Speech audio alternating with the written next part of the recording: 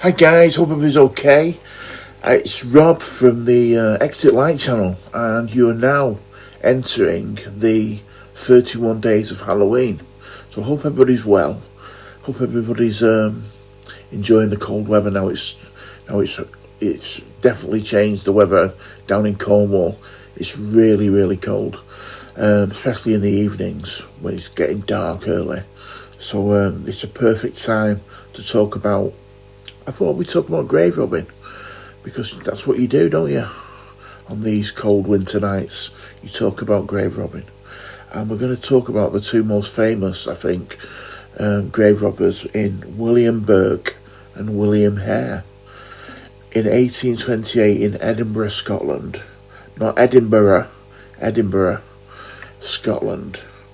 For a period of about 10 months, there was a huge demand for cadavers, for dead bodies, and they had to have died in prison, suicide victims or orphans, and they were given to the Edinburgh leading the Centre for Anatomical Studies in the 19th century. Edinburgh was like the main place, and they were selling the bodies to a gentleman called Robert Knox for dissection. So a shortage of bodies had led up to the body snatching. And the men that did this were known as resurrection men. The people that went round getting the dead bodies were known as resurrection men. And basically how it started, William Hare owned with his wife a lodging house in Edinburgh, and a friend of theirs who was staying there died, a lodger that died. So Burke, Hare turned to Burke and asked for advice, and they sold the body for £7 of the lodger, and which was £7 was a lot of money. 2 months later, another lodger had a fever, and they were worried that it would deter people from staying in the lodging house, so they killed him. And there's a bit of a grey area here. They think that the wives knew what was going on, but they just ignored it because obviously the money was coming in.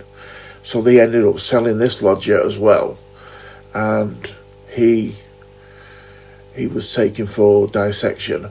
I suppose it was a good way of getting rid of your bodies, because obviously there would be nothing left in the end, because they'd have been cut to ribbons and dissected, and they're dissecting the evidence really. But anyway, I digress. They were found guilty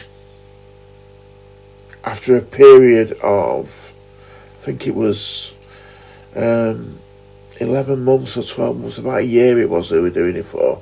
And their last victim, Margaret Doherty, someone contacted the police, and this is where it gets a little bit more interesting. Hare grasped on Burke and turned King's evidence. So basically what King's evidence means is he told on Burke, and Burke was hanged. And the funny twist to this story is Burke was hanged and his body was dissected, and his skeleton is still on display at the Edinburgh Medical School to this day.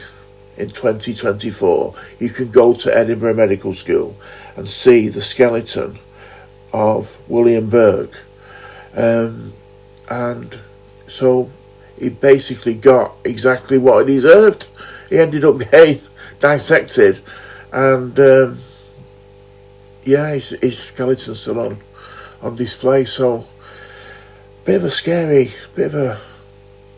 creepy, but it was rife at the time.